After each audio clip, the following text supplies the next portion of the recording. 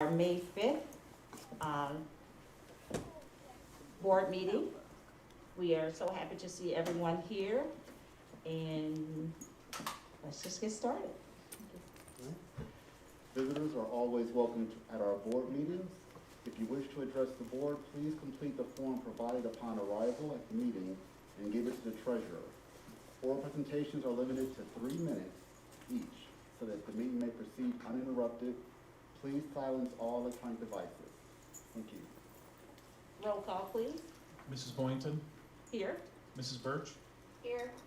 Mr. Lipford, Here. Mr. Akins, Here. Mrs. Mackler. Here. Thank you. Would everyone please stand for the Pledge of Allegiance?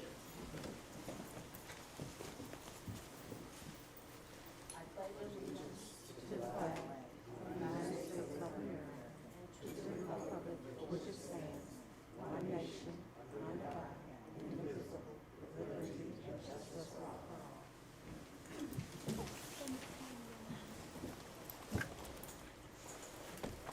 Thank you. Next on the agenda is item number 2, which is our awards presentation and communication, which is tonight 2.01, and it's our 5-year forecast. And Mr. Parkinson, you're on. Thank you, Mrs. Boynton. Board, Dr. Johnson, I think everybody's here to hear the forecast, that's what I think. I was looking through the agenda, I didn't really see much else. All right. So tonight, I just want to review the 5-year forecast, no vote, just give you an idea of what's in it, how I got to the numbers, and then at the end, if you have any questions or comments about the forecast. So real quick, the Ohio Revised Code, Ohio Administrative Code requires that a school district file a forecast twice, November 30th and May 31st, which is coming up quick. So what is required to be? All general fund activity, emergency levies, which we do not have, so this is just a general review, and any debt service that might otherwise be in the general fund, which again, we don't have. So in Bedford's case, all the activities in the 5-year forecast is strictly related to the general fund. So what are the purposes and goals of a 5-year forecast? So basically, it's long-term planning, long-range planning. We're looking at trends, looking at potential issues, and we're also looking at the district's ability to sign contracts. So there's something in the Ohio Revised Code 5705, 412, it's called the 412 certificate, and basically what that means is funds are available in order for a contract to be signed. So that might be, an example might be teacher union contract, contract with OC, those sorts of things. You want to look at line 12. Line 12 is basically a certification of those funds. So the 5-year forecast will be able to tell the community and the Board of Education there are funds or there are not funds to certify a particular contract. And then it's also for state purposes. The other state looks at these and they might say, well, a district is $100 million in the hole. We need to contact the school district and figure out how they're going to resolve this issue. So, it is a key management tool. This is the basis in which a lot of decisions are made, not only in the short term but long term. Again, we're looking at trends. The 5-year forecast is not meant to be an exact counting of every dollar spent or every dollar received. It's there to basically take a snapshot. Take a look at a particular time, a moment, and you say, okay, at this moment, here's where I think it's going to happen. But the most important thing about a 5-year forecast is not only the numbers that you see, but the notes and assumptions. The notes and assumptions are what tell the board, what tells the community, what tells the administration, what are the thoughts behind property taxes? What are the thoughts behind state funding? What are the thoughts behind spending? Are we looking at inflationary trends with diesel fuel, for example? Are we looking at some cost-cutting measures? All that information are in the notes and assumptions. So basically, a 5-year forecast is meant to be proactive. I know with the Board of Education, the administration, being proactive is something that is very positive, and it's something that help us get ahead of any potential challenges that we might see coming down the road. So, forecast just divided into 3 parts. Money coming in, money going out, what do you have left over? Easy enough. On the revenue side, you have local property taxes. That's the bulk of your revenue source. State funding. It's about 25% of your sources of income, and then you have all your other buckets.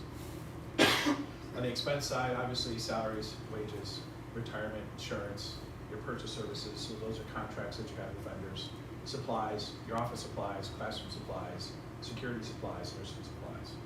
Any fixed assets, not a whole lot in the 5-year forecast because the majority of fixed assets are taken care of with your PI fund, which is a nice tool to have when you're looking at getting very expensive items. And then you have debt and other expenses. Your earning cash, the big thing to look at is your net revenue. How much money do you have left over after spending in any given year? Encumbrances, what are those? Those are purchase orders that you've issued, but you have not yet paid for. You're waiting for goods and services to come to you. So June 30th is the end of the fiscal year. So you may have issued a purchase order June 1 for goods, but you may not receive those goods until August. So we have to account for that in line 8. You have outstanding purchase orders, you're waiting to pay those. And then unreserved balance, meaning those dollars are not appropriate. Excuse me. So how are local tax dollars? We'll look at 9.101. How are those determined? We have 3 main categories. You have your residential, about 52%, about half. Commercial, and your public utility property. Looking at the graph, your valuations are relatively stable. You don't have any big increases, nor do you have any big decreases in your valuation. So a very stable valuation throughout the 5-year forecast. When you look at the details, you'll see that there's, in the middle of the graph, a huge increase in a lot of the numbers. So what that is your update year. So you are, the county auditor's office goes to every physical piece of property in the county and assesses a value.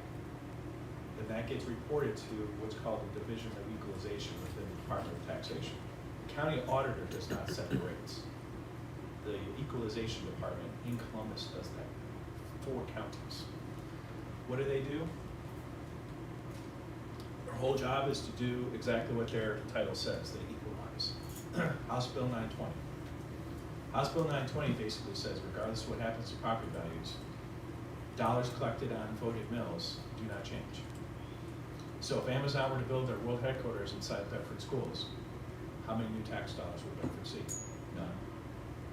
All they would do is drive down everybody else's taxes so that tax collections coming to the school district stay exactly the same.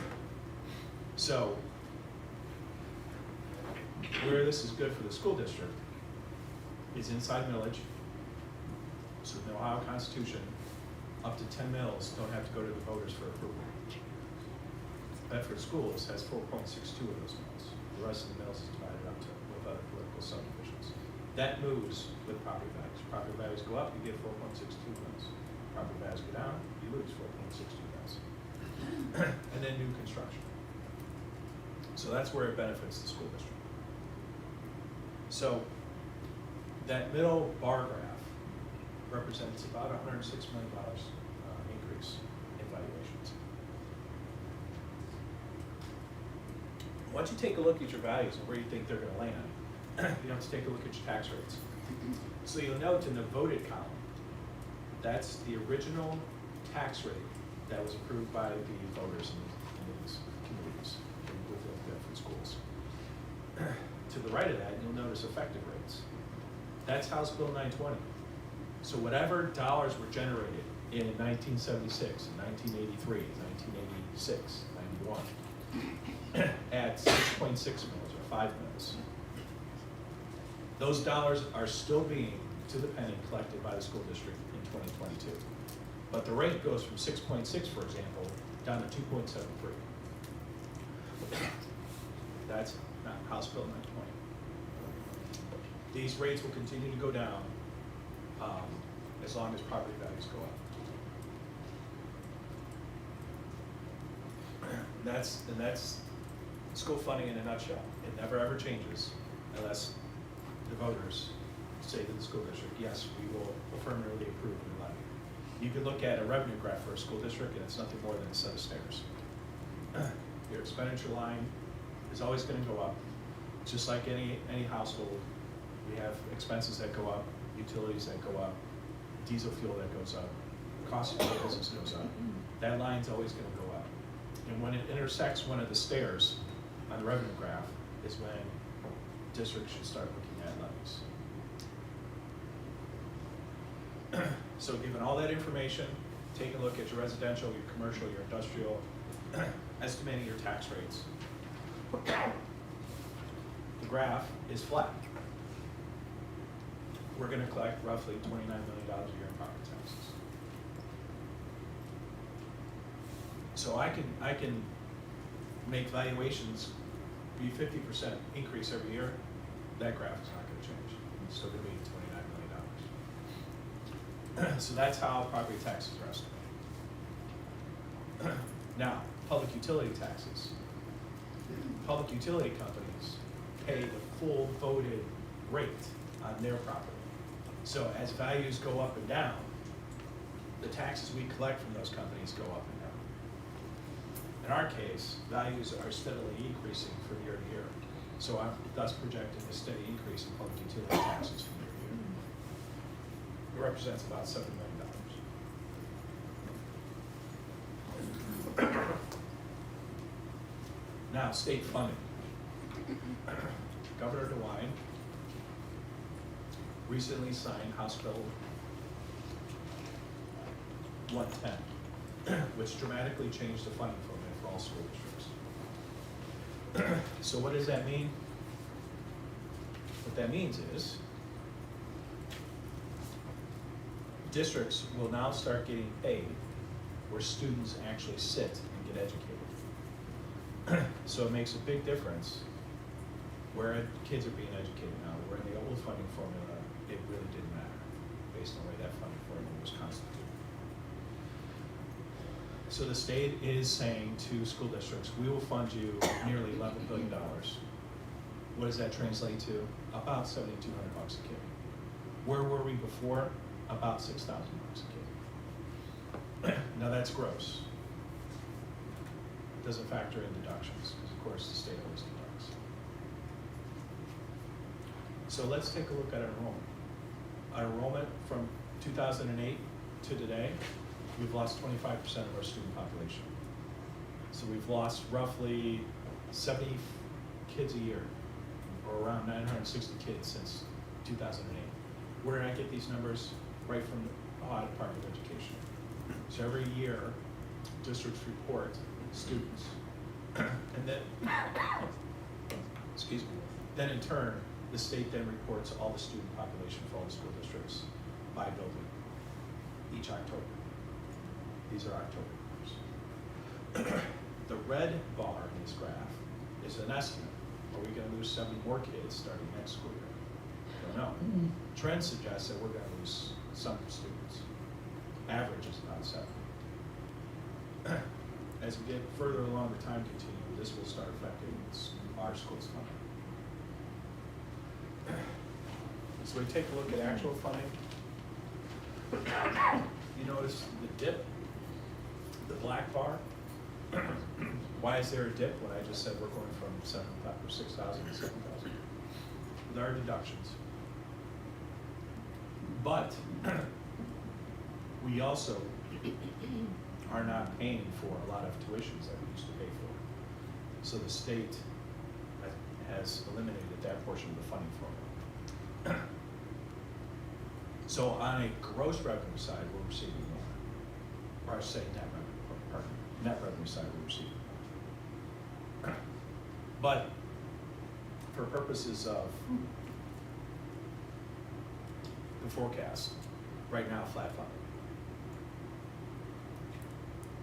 Now, taking a look at not only your formula funding, but you have what's called restricted funding, student wellness, career tech, economically disadvantaged, gifted education. Those are also buckets of funding, sources of funding from the state of Ohio. You combine that with the funding on the previous screen, this is what our funding looks like. Now, the purple bars represent the current biennium budget. The state of Ohio passes 2-year budgets. The orange bars represent what the next biennium budget might look like for us. And then the blue bar is a new biennium. So as the state concludes their biennium budget next year, we'll see what the governor and the General Assembly has to say about funding. But right now, we'll assume that's going to be flat.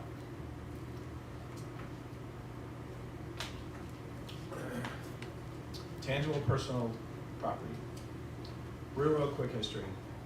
When Taft was governor, he did a drug deal with the General Assembly. He got rid of the taxation on furniture, fixtures, and equipment, tangible property. In exchange, there was what's called the cat tax. But since school districts were one of the biggest collectors of this property tax, the deal at the time was schools would be held harmless. Well, after Taft left office, Kasich came in. Kasich didn't like that deal and started reducing those reimbursements, which is the blue bar going from the right to the left, getting smaller and smaller. The red portion of that bar are tax dollars that Bedford Schools has lost each and every year. So if we go all the way back to the beginning to today, Bedford Schools has lost nearly $70 million in funding from the state of Ohio because of this tax loss. It's a lot. Can you imagine if we plug $70 million back into this 5-year forecast? What an impact that would have on this community. It would be tremendous.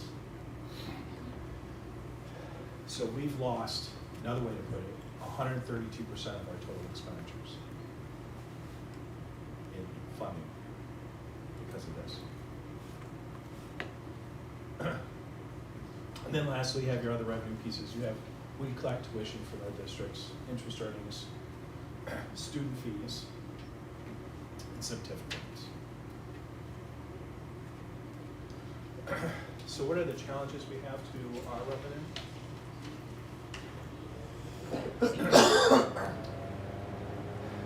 The House Bill 110 to fund the fair funding school plan. It's just being implemented, so there's a lot yet we don't know. Line 303, which we'll get into, is lower because of the new changes in funding formula. But again, let's see how the funding formula shakes out. And then our total revenue is only going to projected to grow about 0.5% a year. So anybody who's read the newspaper, inflation is nowhere near 0.5%. I think they said last time it was talking to 10%. So Bedford School is not going to be immune to those inflationary pressures. Not to say we're going to experience 10% across the board. But those inflationary pressures are going to hit in some part of our school budget somewhere. And House Bill 126 severely limits our ability to challenge property values. So that's going to have an impact on our collections. This bill was just signed, so I don't know what the impact of that is yet, but certainly as we get into next school year or the year after, we're certainly going to know answers to that.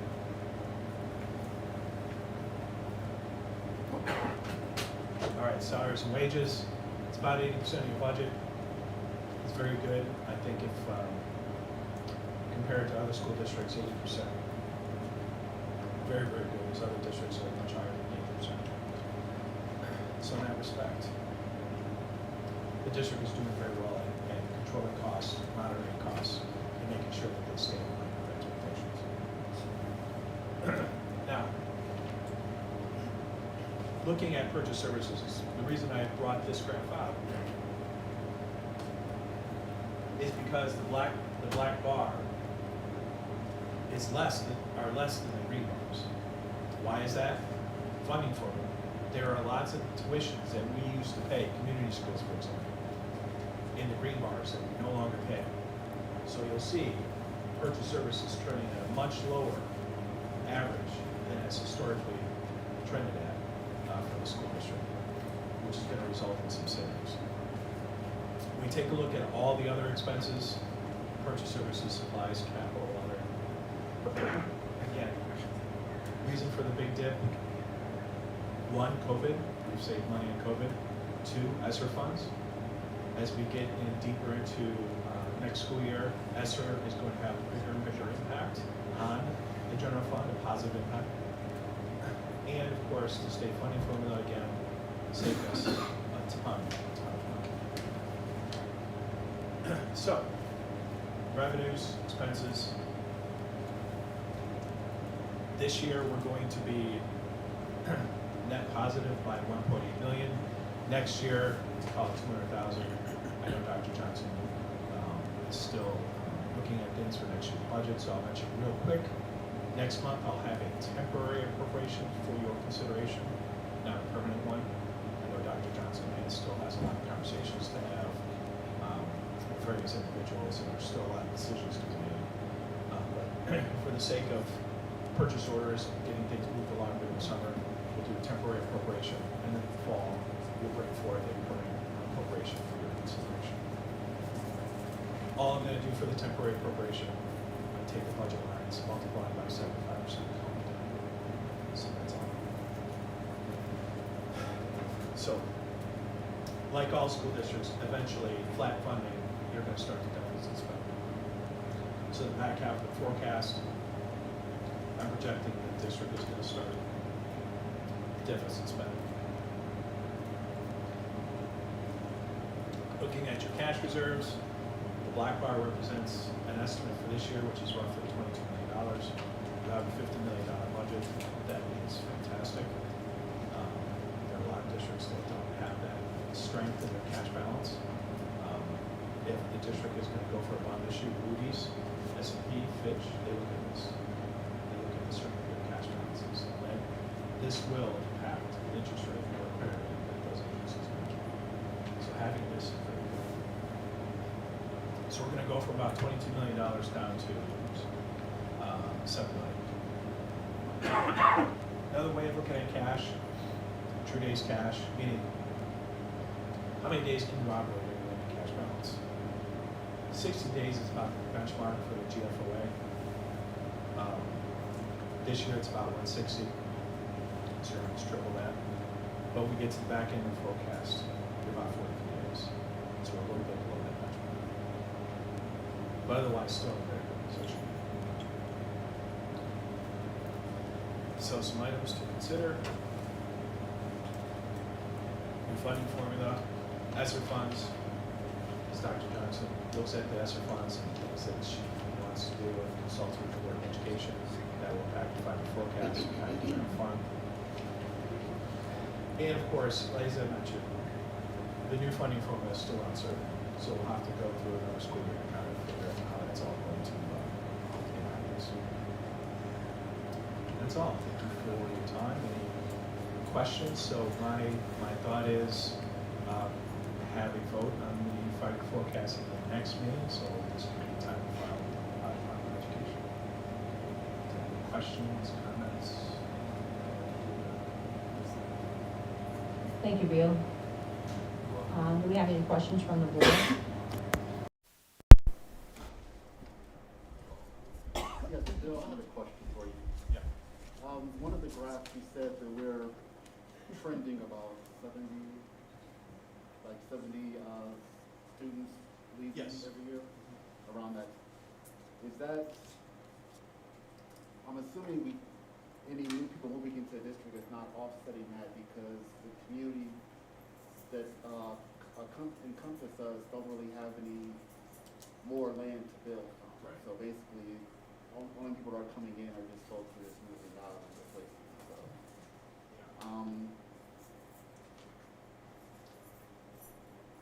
So, I'm just, like, it's just an observation that there's really nothing to really do about that. no, unfortunately, Bedford's like so many communities in Northeast Ohio in general, where population is just getting older, and the newer generations are not coming back to Northeast Ohio as they once were. Many communities across Northeast Ohio are like that. Columbus is an exception.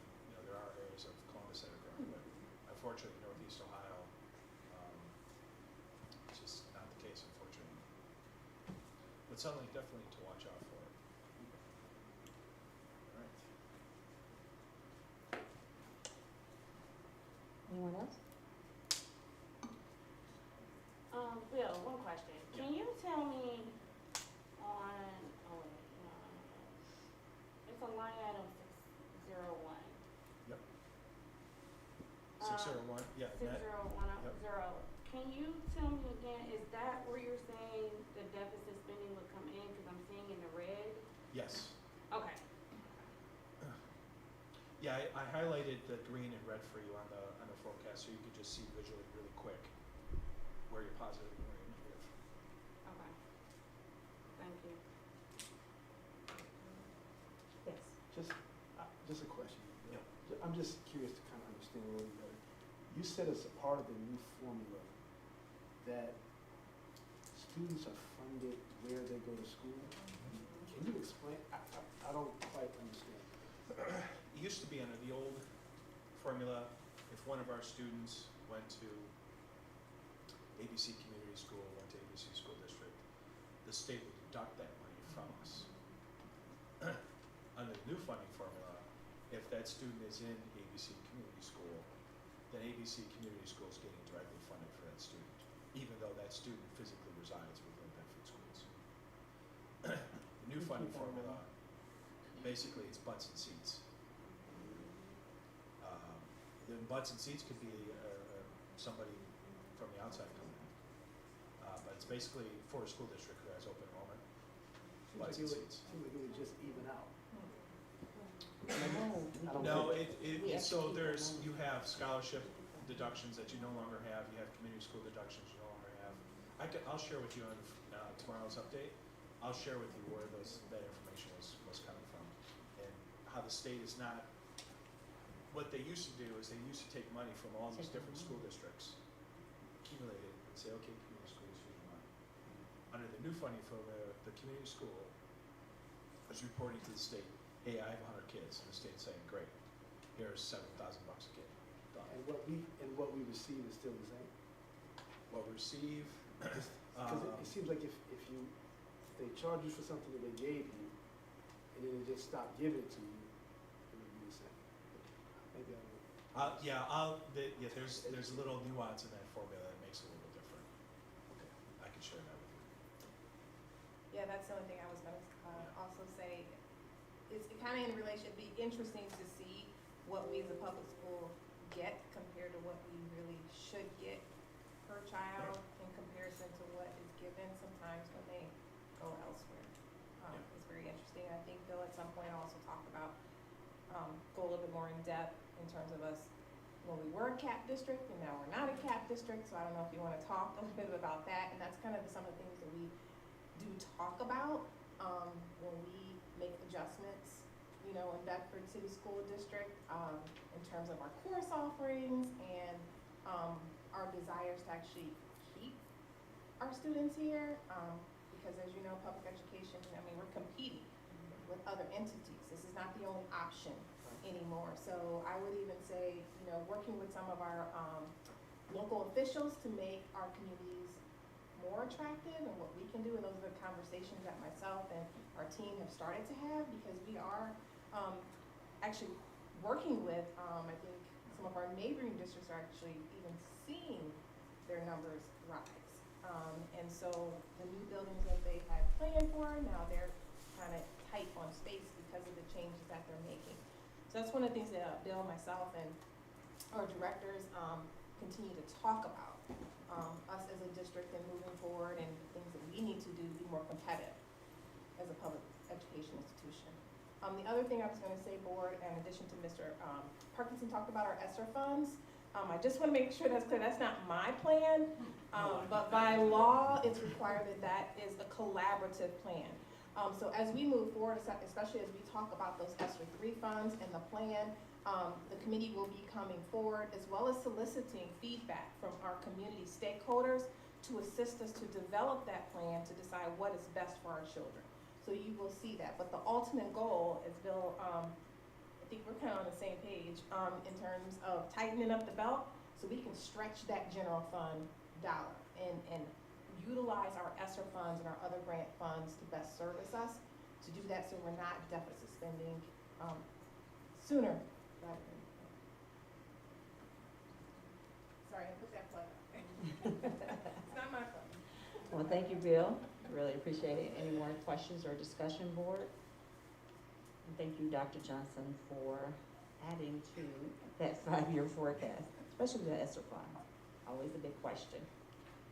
All right, we're moving right along to item number 3, which is audience participation.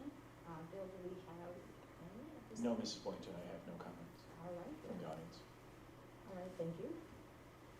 We will move on to item 4.01, which is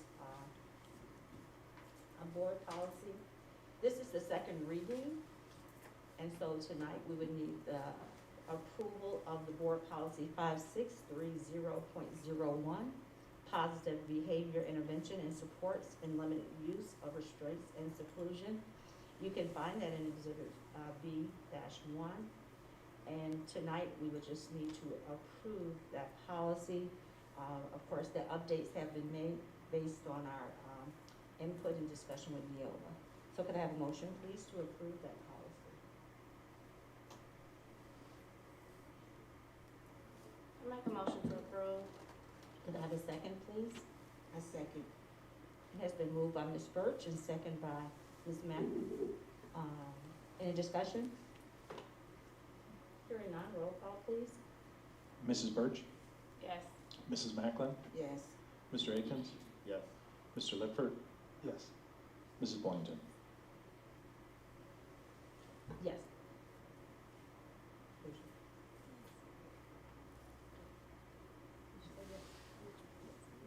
Oh, yeah, I mean, I'm sorry. Oh. Oh, motion passed 5-0.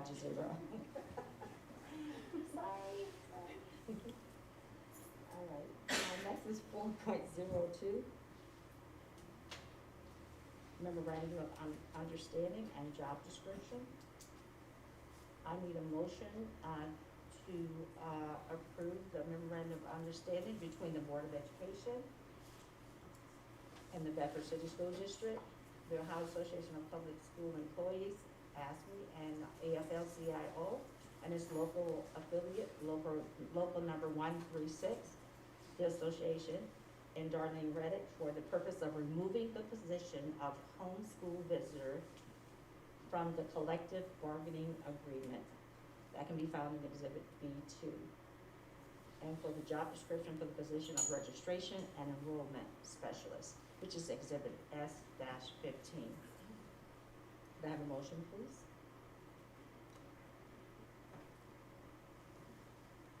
Make a motion to approve the MOU I second. And job description. and the job description. It has been moved by Ms. Birch and second by Mr. Atkins. Just one comment, first of all, I wanna thank you, for your support, as well as, the OPC president is here, this evening, John Lombardi. And now that once it's finalized, and supported by the board, it will go back to OPC as well. So I just wanted to thank John as well as the board. All right, thank you, Dr. Johnson.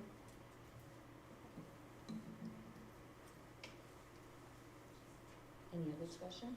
Hearing none, roll call, please. Mrs. Birch, Yes. Mr. Akins, Yes. Mr. Lippert, Yes. Mrs. Macklin, Yes. Mrs. Boynton. Yes, motion passed 5-0. Excuse me, I would like to just deviate from the agenda for a moment. I guess there was a person that wanted to I didn't see the cards. So, I don't know who the person is, I don't know who the cards are. And they would like to, oh.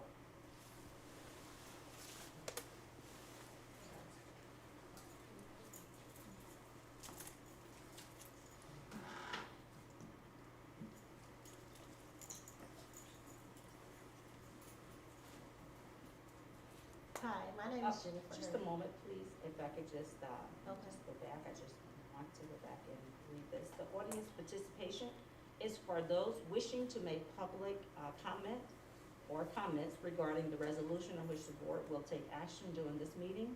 A participant will be recognized by the presiding officer and must preface their comments by an announcement of their name, address, and group affiliation, if and when appropriate. Each statement made by the participant shall be limited to 3 minutes duration. So if you would just state your name and address and the purpose, please, thank you. Okay, Jennifer Hurd, 159 Greenville. Okay.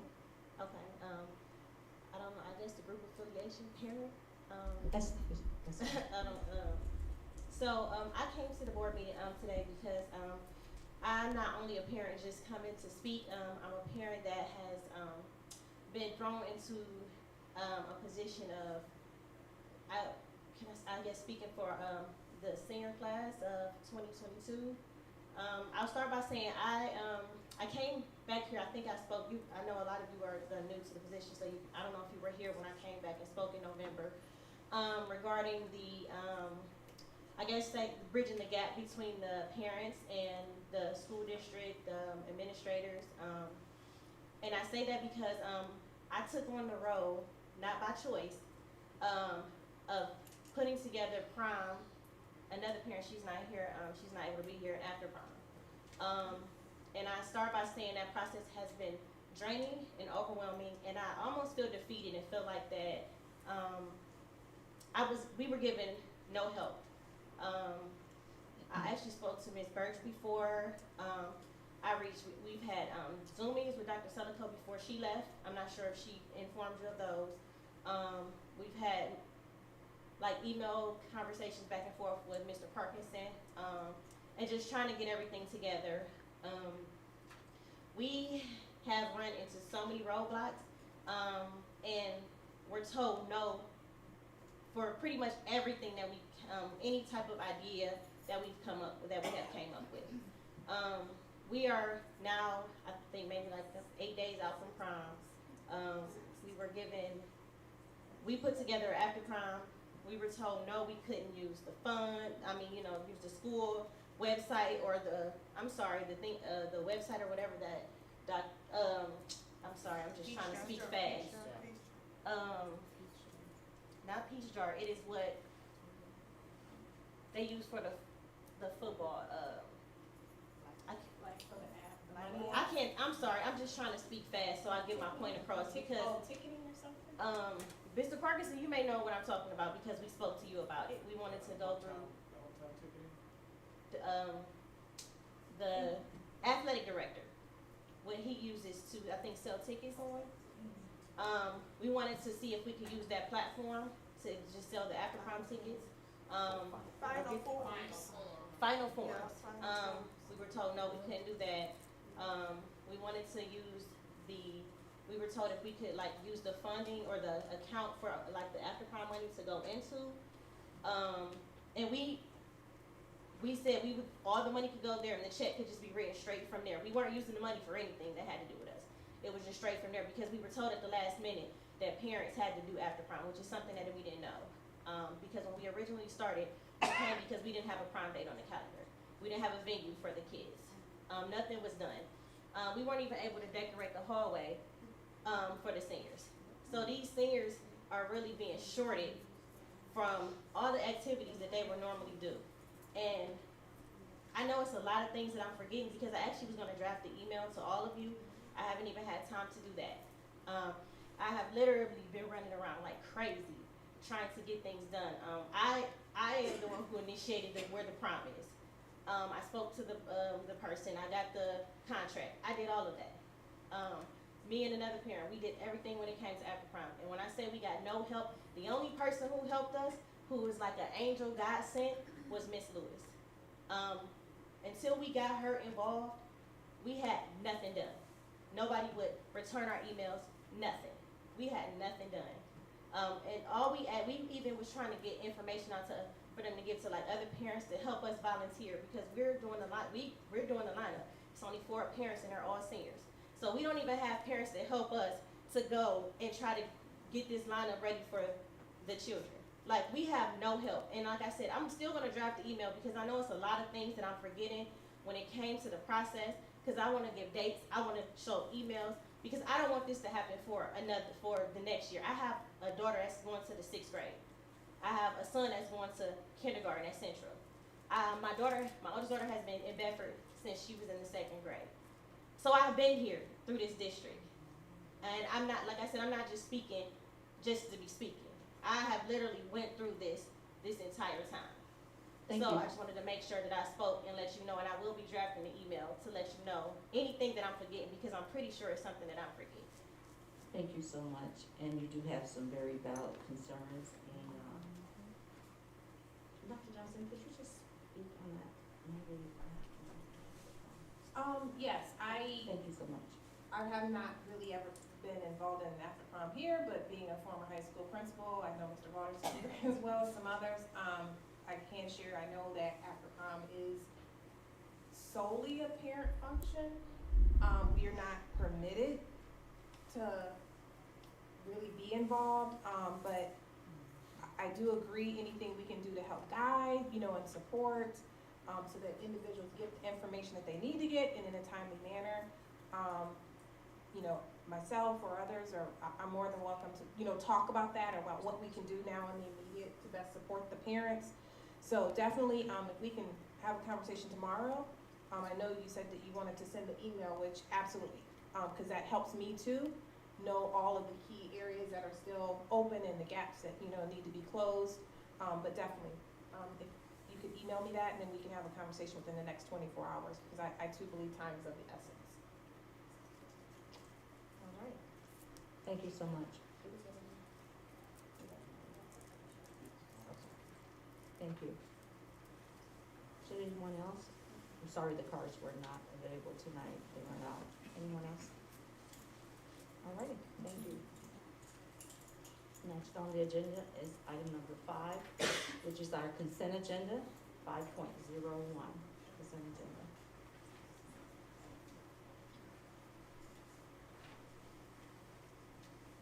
Could I have a motion from the board to approve the consent agenda as it is presented? Move to approve as presented the agenda. Could I have a second, please? Second. It has been moved by Ms. Birch and second by Mr. Lippert. Do we have any questions or discussion or comments? Hearing none, roll call please, Bill. Mrs. Birch? Yes. Mr. Lifford? Yes. Mrs. Macklin? Yes. Mr. Akins? Yes. Mrs. Boynton? Yes, motion passed 5-0. Dr. Johnson?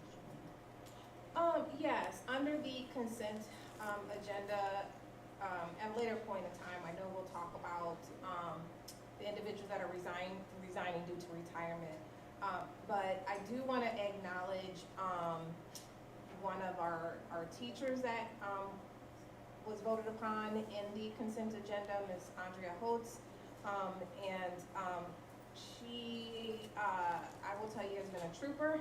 I think Ms. Black would agree. Prior to COVID, being a sub, whatever we needed her to do in the time of need to best support our children, she's been there, and never asked anything. If Ms. Black needed her in this class, she went there. She needed her in that class, she went there. It's just been really a blessing to have individuals like Ms. Holtz to best support our students and really show this level of care. I know it's an honor for myself. I don't want to speak for Mrs. Black, and your support in voting on her to serve as a 2nd grade teacher at Glendale Primary next year. In addition to that, I know Ryan's not here tonight, but we'll get him here in the future. He too stepped up to the plate. Our ELL numbers are growing, not just as a result of the current things happening in the world today, but in general. I know Ms. Winston's back there. She can tell you about our data and the necessity to appropriately staff and support our ELL population, though it's less than maybe 1%. It has a huge impact on our achievement data when we're not supporting our students. So Ryan as well, started out as a district sub. ELL teachers are very hard to find, but he raised his hand and he said, I'll go back to school, I'll do what I need to do to best support the children of Bedford City School District. So I want to thank Ryan. All right. Thank you. Would either one of you like to say a word to the board? Thank you very much. It's been a long time coming, sorry. But I love Bedford, Bedford Education. So, it's a great number. Yes, you may. Thank I you. just want to showcase her, and I don't normally do this, but this is the type of teacher we need here, because she cares about our students. She cares about everyone. She cares about her principal. All the names she brings me. I hope that doesn't go away. But I just want to showcase something. I hope I don't embarrass you, but you know how much you mean to me and Glendale and our students. But just this week alone, she saw a student whose shoes were too small and was uncomfortable. And we have been working with this student just on some things, and she just began to really show some growth and having some successes. She left on her lunch break and went and bought this little girl shoes. She didn't ask. She didn't ask for accolades. She didn't do any of that. And I wouldn't have found out if it wasn't for people who kind of said, you know, she went and bought some shoes. This is the type of person that we're bringing on board. And I could not be more thrilled. She will never sell herself and brag about herself, because that's not her. But I get an opportunity to brag on her, and she's amazing. Thank you so much.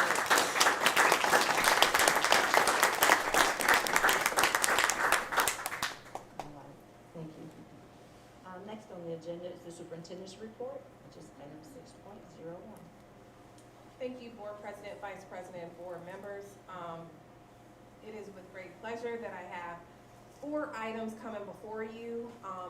Under 6.01, we have some job creations. 6.02, administrative personnel recommendations. 6.03, non-administrative personnel recommendations, and then 1 item to correct, which I do recommend that we take separately.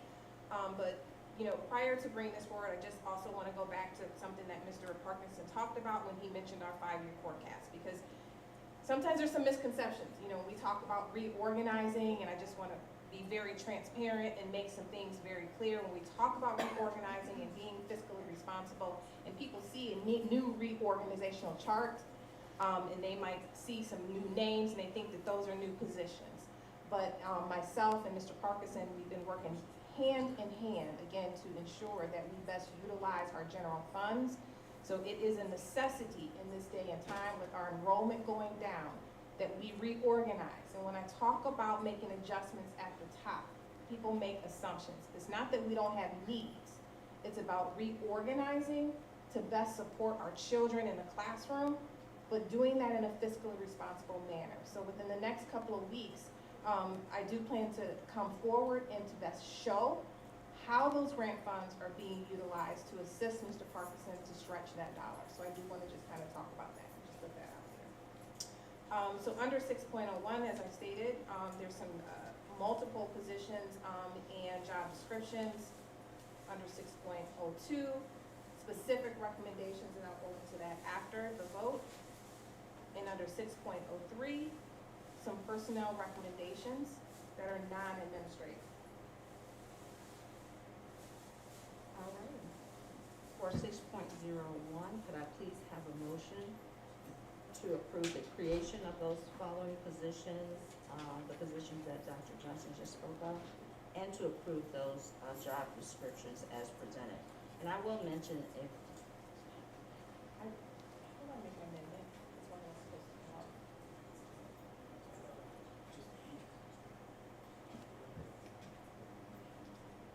Yes, I do need to make an amendment for one of the job descriptions in there that should be taken out. That was the K-8 coordinator of athletics. That one needs to be pulled off.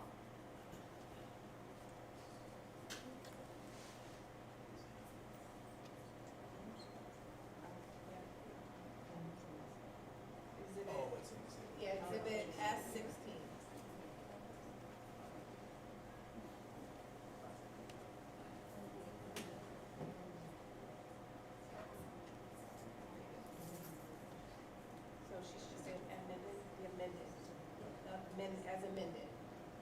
6.01 as amended.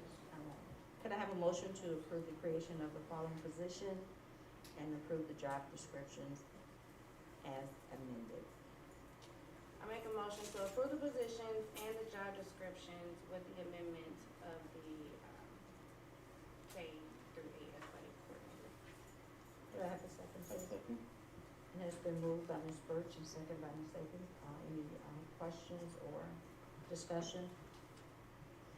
I would just like to make a comment. Dr. Johnson and her team has worked very, very hard on the restructuring of the district, and the board has been fully aware of the restructuring and have had several discussions with Dr. Johnson, and I just want everyone in the community to know, all of you, that we support the restructuring of the organization. Roll call, please. Mrs. Birch? Yes. Mr. Akins? Yes. Mrs. Macklin? Yes. Mr. Linford? Yes. Mrs. Boynton? Yes, motion passed 5-0. 6.02, please. Administrative personnel recommendation. I would need a motion to approve the following administrative contracts according to the administrative leadership package and resolution to fill the newly created administrative position, which is in Exhibit B4. Could I have a motion, please, to approve? Motion to approve contracts, the administrative leadership package, and resolution as, stated. Can I have a second, please? Second. It has been moved by Ms. Birch and second by Ms. Macklin. Any discussion, comments, questions? Hearing none, roll call, please. Mrs. Birch? Yes. Mrs. Macklin? Yes. Mr. Linford? Yes. Mr. Akins? Yes. Mrs. Boynton? Yes, motion passed 5-0. Dr. Johnson, would you like to make a comment? I would like to make a comment, whether they want me to or not. As you stated, I really appreciate your support. This has been a very exciting time, but also going into that understanding that, people are being impacted, when change is made, and change is not always easy, but I also appreciate the support, not only from the board, but my colleagues, our BEA, our OPC staff, and talking to John, as well as my leadership team. When people ask me how things are going, I continue to say we have some of the hardest working principals in this district, and they have been on board 100%, along with you as a board, as well as Mr. Parkinson when I have to keep bugging him, and telling him to give me the cliff notes to kind of explain how some of, the finances and things of that nature work. But first I would like to, start out, Mr. Harrington is coming from us, so bear with me as I talk a little bit about Mr. Harrington. I've been very transparent in my expectations and the need for this district to move immediately. Our children deserve the best, and I believe that we can do great things when we have the right people on the bus and we all have the same vision and how to move forward. And so Mr. Harrington is coming to us with an extensive background in public education. He's currently being taken from Akron Public Schools. And so I appreciate, your superintendent's support in the conversations that I've also had with her as we move in this direction. Your experience coming from the federal programming background, building principal background, just dealing with equity, and at the end of the day, results driven. Kenya knows me very well and my expectations, and I just appreciate his willingness to kind of deal with those expectations. So I thank you. Tad Ellsworth, he knows how old our buildings are, and he's done a lot of research on our needs, and he knows that we needed somebody, again, that could hit the ground running. I don't think I have to explain to our board the need that we have for our facilities, and someone coming to us with the experience to get that done. We had some great candidates with some amazing backgrounds. In this date and time, we needed an individual that had that K-12 experience, and I tell people, if you want to kind of see some things that you've done, go down 77, I don't know, there's a lot of construction there, but take a look at, Canton City, where he's coming from, in the Hall of Fame, and your extensive background of 18 years in Canton City schools, and then prior to that, being in the city of Canton, and your background as a public service director and a budget director. Ms. Tina Threet. Tina started out, you were a teacher in Bedford, got some leadership experience, but always had that desire to come home. Tina has experience even prior to public education. A lot of people don't know this, but in the social work field, which I think Ms. Reddick would agree, and I'll get to you next, Ms. Reddick, is much needed when we're talking about our community relations and us closing that gap with our community, listening to our parent that spoke earlier today, and how we can come together as a community to best support our children. Ms. Reddick is here as well. I'd like to speak to that. You've been holding it down. I did not realize the workload that had been placed on one person. And the amount of work that has increased over the number of years when we're talking about McKinney-Vento, we're talking about, when you guys were talking about our charter schools and our private schools, and everything starts and it stops with Ms. Reddick. And so she had a huge, huge workload. So I also want to thank you and appreciate you and your dedication to our children.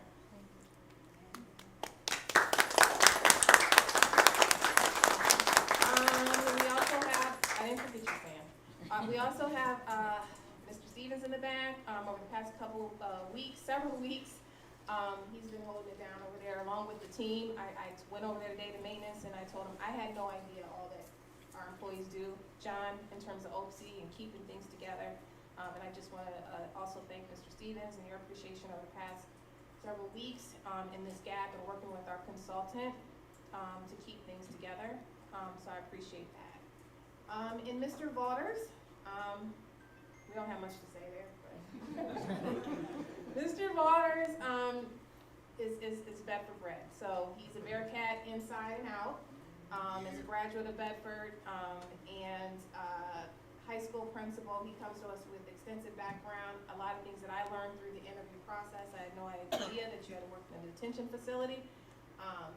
As an elementary teacher, elementary principal, middle school principal, high school principal, gone through a lot of the transitions in the Cleveland Public Schools as they closed facilities, open facilities, combined, and we're going to have to do a lot of that and support TAD. So we're just very appreciative and thankful for the support and the leadership, and these are the individuals that I have recommended before you. And I'm not sure if you guys would like to say a little bit to us, and or if there's someone with you that you would like to recognize as well. Guess I'll start. First and foremost, just wanted to thank Dr. Johnson, Board of Education, for this opportunity. I'm looking forward to the work, the ability to really support our students and our teachers, trying to close achievement gaps and opportunity gaps and knowledge gaps as well, and then really engaging our parents and our community so they understand what we're doing, why we're doing it, and how they can support us and help us as well. So I'm looking forward to the work, and I'm really appreciative, so thank you. I just want to thank the board and Dr. Johnson for giving me the opportunity to come here. I spent 18 years in Kansas City schools and 6 years in the mayor's office in Canton before that. This is a new venture for me. I see the buildings that you have, and you have challenges. This district is very fiscally sound, and there's no reason that the kids of this district can't have top-notch facilities. And so that is my mission, along with everything else that goes along with operations. But that is the biggest need I see coming in here, and I'm looking forward to it. It's a challenge. When I started with Kansas City, we were in the middle of a $169 million building project. Rebuilt all the buildings in that district, and I think this district can do the same thing. Thank you. I just want to thank Dr. Johnson for this opportunity and for your support of this opportunity. I shared in our interview that as a student, I received a quality education. While I may not have taken advantage of the many opportunities that our district afforded us, we had an opportunity to have. I think all of us who graduated and going through our system can say, we talk about Bedford Pride, we have a quality organization. And so it is an honor and privilege to serve, be committed to not just the high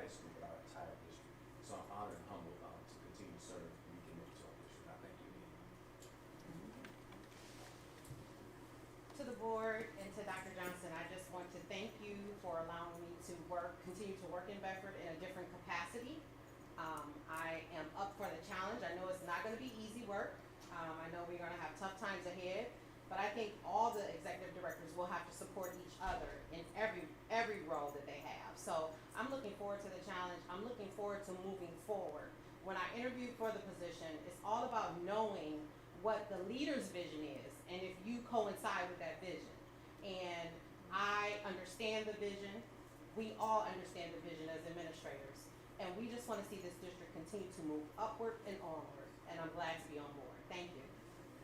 Oh, I'll introduce my family. I want to say thank you to my husband because he is always supportive of me. Even the decisions that I make, I always go to him and we weigh the pros and cons, and then he helps me make those decisions. My daughter is here with me too, who, you know, she gives me the short and sweet version of why I should take jobs. And my son, who isn't here, he wanted to be here. He said, I'll call off, but I said no, because the money that you would make on that day, you'll be asking me for it. So you stay at work, but he couldn't be here. He is working right now. But this is my family. Thank you.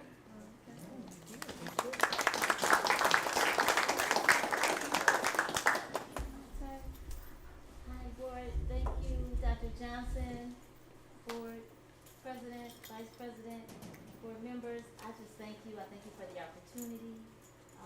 20 years I've been here. This is my family, and I'm the little short lady in registration.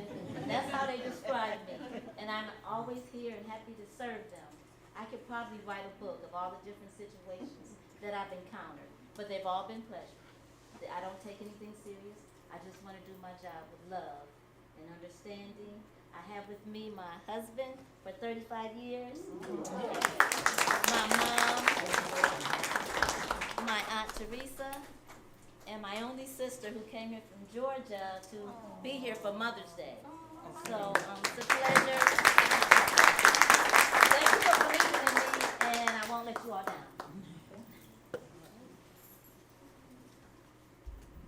First and foremost, I'd like to thank my Lord and Savior, Jesus Christ, for this opportunity.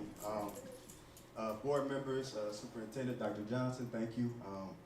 Like I mentioned before in the past, I graduated from the district 2011, so it's a blessing to come back, and I want to make a difference and make sure that the buildings are being clean and safe for the children. That's what I'm here for.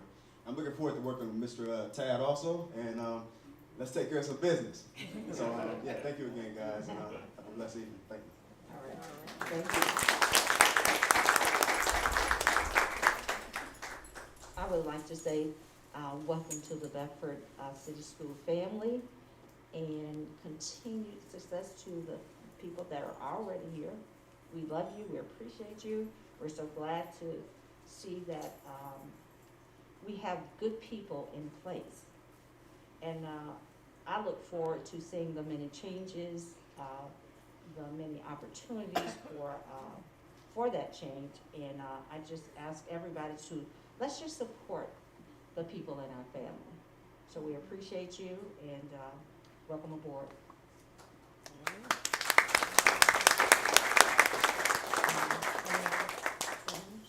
I'll just say thank you for stepping up to the plate, and welcome to being a Bearcat. Thank you for our Bearcats that have been tried and true, and just continuing what we are set out. Change is good, and newness is good. So I see a fresh, breath air of Bedford life being breathed and breathed into the district, and I'm just looking towards that excellence. So as long as we're striving for excellence, there's nowhere else that we can go but up. So thank you so much for being a part of the team.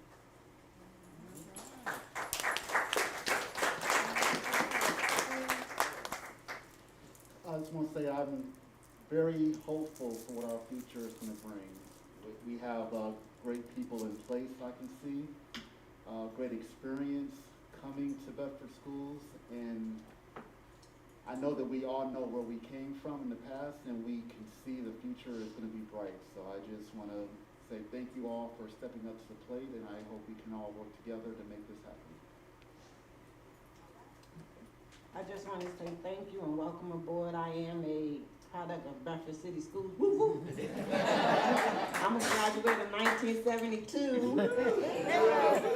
it's been a long time. We can do this, you can do it, and I think we have a great group of people that can help us bring the schools back where they need to be. Welcome.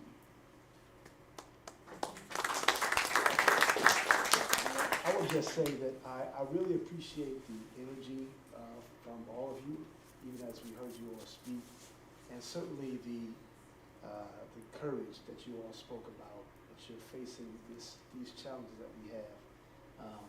And as well as I'm looking, you have your resumes and the competence is clearly there, but you all are convicted about what you're about to do. Executive session to consider the appointment, employment, dismissal, discipline, promotion, demotion, or compensation of a public employee. Can I have a second, please? Second. It has been moved by Ms. Birch, second by Ms. Macklin. Any discussion? Hearing none, roll call, please. Mrs. Birch, Yes. Mrs. Macklin, Yes. Mr. Akins, Yes. Mr. Lipford, Yes. Mrs. Boynton. Yes, motion passed 5-0. I would like to say to everyone in the audience that we will be going into executive session. When we come out of executive session, we will not be voting on anything. You are more than welcome to stay, but we will not be voting on anything once we come out of executive session. We appreciate your attending tonight, and we look forward to seeing you on May 19th, which will be our work session. Again, thank you, and congratulations, and welcome to all of our new hires.